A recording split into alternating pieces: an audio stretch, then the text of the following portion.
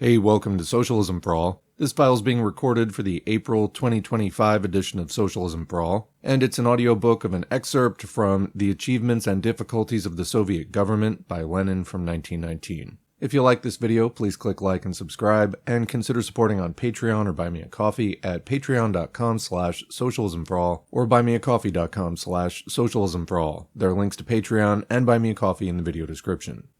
So this piece is going to close out section 2 of 4 of a collection on ultra-leftism titled Lenin on Petty Bourgeois Revolutionism, which was published by the Soviet government in 1979. For most of the writings in this collection, we are doing the full work instead of the abridgment that's included in the PDF. But in this case, the source text is pretty long, and in the interest of time, I'm just going to read a section that's slightly longer than what is quoted in the collection, but is pretty close to it. So let's begin.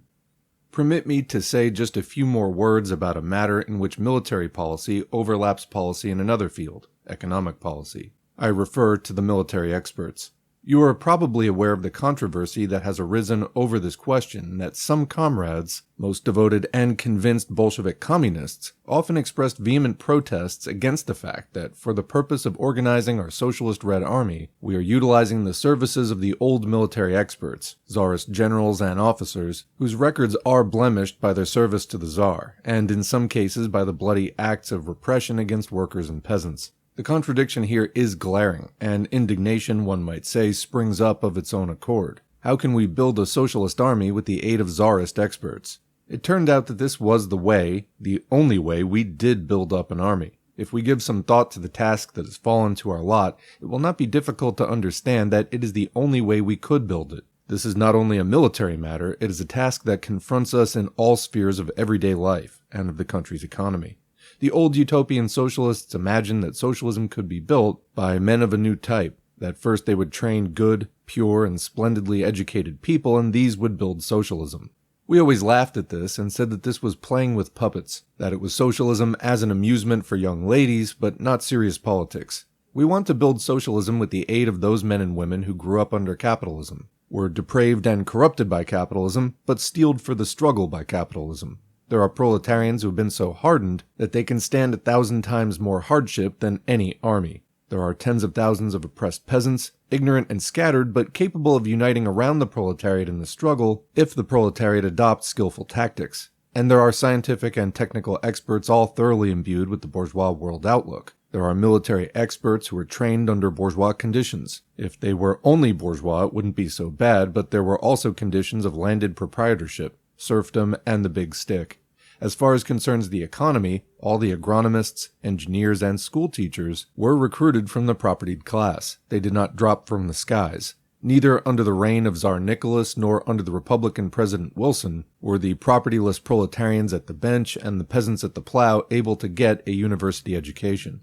Science and technology exist only for the rich, for the propertied class. Capitalism provides culture only for the minority. We must build socialism out of this culture. We have no other material. We want to start building socialism at once out of the material that capitalism left us yesterday to be used today, at this very moment, and not with people reared in hothouses, assuming that we were to take this fairy tale seriously. We have bourgeois experts and nothing else. We have no other bricks with which to build. Socialism must triumph. And we socialists and communists must prove by deeds that we are capable of building socialism with these bricks, with this material, that we're capable of building socialist society with the aid of proletarians who have enjoyed the fruits of culture only to an insignificant degree, and with the aid of bourgeois specialists. If you do not build communist society with this material, you will prove that you are mere phrasemongers and windbags.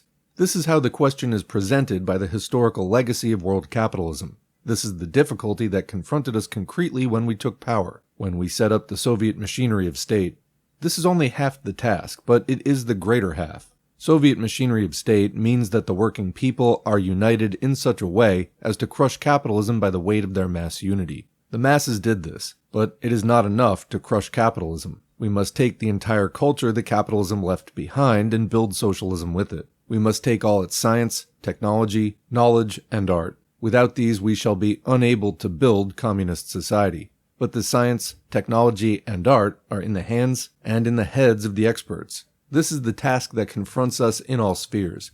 It is a task with inherent contradictions, like the inherent contradictions of capitalism as a whole. It is a most difficult task, but a practicable one. We cannot wait 20 years until we have trained pure communist experts, until we have trained the first generation of communists without blemish and without reproach. No, excuse me, but we must build now, and not in 20 years' time, so as to be able to fight the bourgeoisie, to oppose the bourgeois science and technology of the whole world. Here we must achieve victory. It is difficult to make the bourgeois experts serve us by the weight of our masses, but it is possible. And if we do it, we shall triumph.